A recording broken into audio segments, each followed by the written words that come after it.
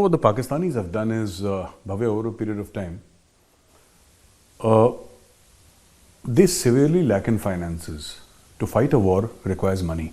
Pakistan has absolutely no money at all.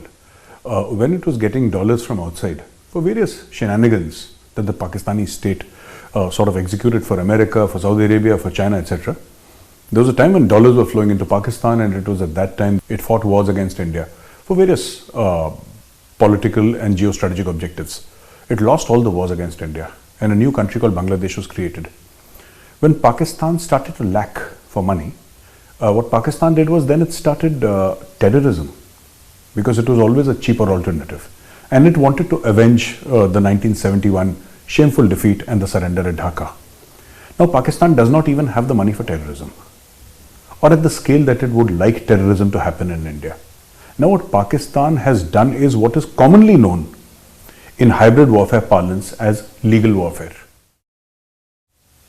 So what you do is, in legal warfare, or what Pakistan would do in this case is file a case against Chief of the Army Staff, General Naravane, saying that he is responsible for XYZ, and file cases against the Home Minister of India, Mr. Amit Shah, and other officials, just to apply pressure. They have, this is nothing new. Pakistan has done it before. Pakistan has also filed cases against me. I have an FIR pending against me in Kent City, in the UK. I have 3 FIRs pending against me in Pakistan. So this is Pakistan's way of, it's a very cheap way. It does not take any money to file an FIR. It's free of cost. So there was a time when Pakistan did nothing like this. It fought wars because it had the money. Now it's broke. But this enmity against India refuses to go away. This entire thing about how India can be put on the back foot, because Pakistan is horrifyingly on the back foot. FATF, an economy that does not seem capable of getting back on its 2 feet. Lawlessness, terrorism inside Pakistan, and there is almost zero investment in Pakistan, almost zero. Whatever the Chinese have to give, those breadcrumbs from the table that have fallen off, that's it. Otherwise, there is almost no investment in a state like Pakistan. So nobody's coming to Pakistan. Nobody's even coming to play cricket. It's only the old retired cricketers who come there. So everything in Pakistan is falling apart.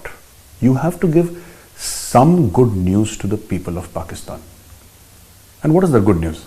Look, we sorted out the Indian Army Chief, or we sorted out the Home Minister of India, Amit Shah ji, हमने दिखा दिया उनको. This is Pakistan's mindset even now, and Pakistan fails to realize, they started trending a hashtag, arrest Indian Army Chief. They were trending it today. At least in Pakistan it was trending. And I fail to understand, is Pakistan going to fight its wars on Twitter? Is that what Pakistan wants to do, fight all its wars on Twitter and Facebook? Because that is what it seems like. Imran Khan, after abrogation of 370 and 35A, that is all he did. He tweeted, he did nothing else. Nobody is willing to listen to him. Even the Muslim countries whose support he claims, they refuse to listen to him. So nobody is listening to Pakistan. Nobody takes that seriously, which is why they do such things. File cases against this person, file cases against that person, somehow try and put pressure. It does not matter. Now they've gone to the Metropolitan Police in the UK. Something called the War Crimes Unit or something like that. Right? First of all these cases are fake. Absolutely fake. Secondly, what do they want the War Crimes Police to do? Come marching into New Delhi and arrest the Army Chief? This is laughable, this is laughable, but this is, what about Pakistan isn't laughable? Everything about Pakistan is laughable. The way they conduct themselves, the way they've run their country to the ground, everything is laughable. So I think we should just laugh this off. There is nothing to it. This is again, some Pakistanis who have managed to gather 1,000, 2,000 pounds, begging here and there, and then trying to make an impact. So they'll keep on doing such things. I think it's best that it be ignored. Well, what I'm hearing from the Pakistani media, and the Pakistani media is being unusually frank in this case, is that Moeed Yusuf was supposed to visit the Taliban and tell them why both Afghanistan and Pakistan are Muslim countries and why they are brothers, and etc. etc.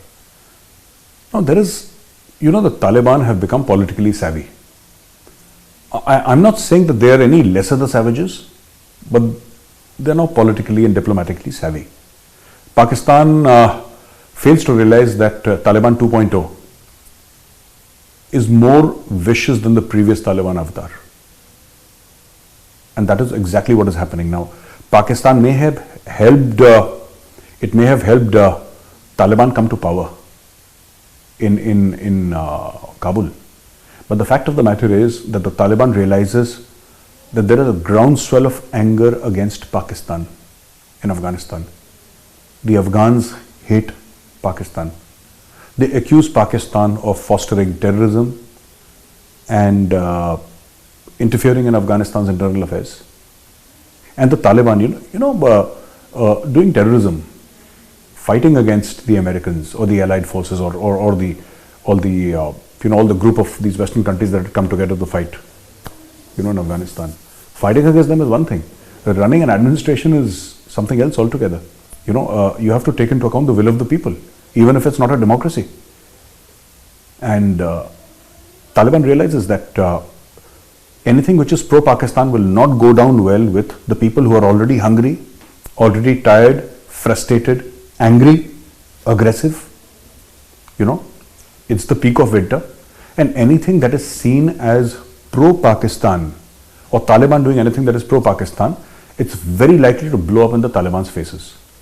Number two, they also got reports that the Taliban was planning a huge protest gathering, which would have sort of quote-unquote welcomed Dr. Moeed Yusuf to Kabul. As soon as that plane would have landed, he would have been met with thousands and thousands of protesters with placards saying that, Pakistan Murdabad or whatever the Afghans wanted to say. So he wanted to save himself the embarrassment. So he cited various reasons like the weather, saying that, there is snow in Kabul. So I'm not going to Kabul because there is snow. I think this entire thing about, Pakistan needs to get its head out of the sand. Earlier they said there are two Talibans. There is the good Taliban and the bad Taliban. The good Taliban is the Afghan Taliban and the bad Taliban is the Tehrik-e-Taliban Pakistan. Because the good Taliban was killing American soldiers and the bad Taliban was killing Pakistani soldiers. So they said that it's okay to kill American soldiers, but if you kill Pakistani soldiers, we don't like you. They also assumed that with the Afghan Taliban coming to power, the Tehrik-e-Taliban Pakistan would stop attacking Pakistan because, the Afghan Taliban would owe so much to Pakistan, they would be grateful and they would not do. It does not work like that. It doesn't work like that. The Afghan Taliban took over power on the 15th of August, right? On the 15th of August, they took over power, and on 16th of August, they started freeing the Tehrik-e-Taliban Pakistan leadership from jails all over Afghanistan. 16, 17, 18, 19, 20, all through August, they kept on opening these various jails at various places and kept on freeing these people. This is exactly what happened. This is exactly what happened in Afghanistan. And even recently, the ceasefire between, I think we covered that in one of the episodes, the ceasefire that was touted by Imran Khan, that this ceasefire will bring peace. That ceasefire was brokered by the Afghan Taliban inside Afghanistan. Inside Afghanistan, and the TTP, which is a terror outfit, spoke to the Pakistani state as an equal, because ceasefire is always between equals. It is not between, the ceasefire is always between states. It is between equals. There is no ceasefire between a state and a terror outfit. And unilaterally, the TTP said, okay, 1 month is over, we go back to attacking you. So 4 days or 3 days ago, they killed 2 policemen in the heart of Islamabad, not the suburbs. Not one godforsaken corner of Islamabad, no. In the heart of Islamabad, they attacked and killed 2 soldiers, or killed 2 policemen. And now, a bomb blast. I don't know if the Tehrik-e-Taliban Pakistan has done it to some other terror group, but the fact of the matter is Lahore is in Punjab. And Punjab has been peaceful for too long. And Punjab is the heart of Pakistan. That is where more than 50% of the population comes from. The culture, the Punjabi culture of Pakistan is an overweening sort of it's an all-encompassing culture. That is the language, that is what everybody understands. Apart from the fractured Urdu that they speak, Punjabi is a language that most Pakistanis speak and are comfortable with. And Punjab is the granary of Pakistan. Punjab is the recruitment belt for the army. And Punjab is the place from where most of the bureaucrats come. And most of the top families who hold power in Pakistan, they come now. Hitting Lahore is a very, very big statement. I don't know who's done it, which terror group is behind it, but it's a huge statement. And I think Pakistan should be very, very nervous and very worried. I think Pakistan is desperate for some good news out of Afghanistan. There is no good news coming out of Pakistan, so Pakistan is desperate for some good news, something that they can tom-tom around as a foreign policy win. Very recently they said that we'll send you thousands of people, we'll send thousands of people to Afghanistan, people who are good with financials, people who are good engineers or doctors and all that. We'll help you stand on your 2 feet. And the Afghans said that we already have such people, no thank you. Why are you interfering in our affairs? It was a snub. It was a massive snub to Pakistan, and Pakistan can't figure out what happened. After all, on the 16th of August last year, one day after the Taliban took over, it was Imran Khan who was crowing from the pulpit, saying that, he spoke about Zehni Azadi, he spoke about how the Afghans had got freedom from the Americans and how the Taliban were the greatest force on earth and how they were brothers. One of his spokespersons on a TV show actually said that the Taliban were going to sort of get Kashmir for Pakistan. That lady made that comment. She said that the Taliban will help Pakistan get Kashmir. Now what's happened? You see, it's 4.5, 5 months. 4.5 to 5 months have barely passed, and today Afghanistan is claiming Pakistani territory as its own. They're saying till Atak, it's Afghanistan. Till Margala Hills is Afghanistan. They don't want them to lay the fence on the border. They don't recognize the Durand line. And there are so many things that are just coming apart. Pakistan had promised China.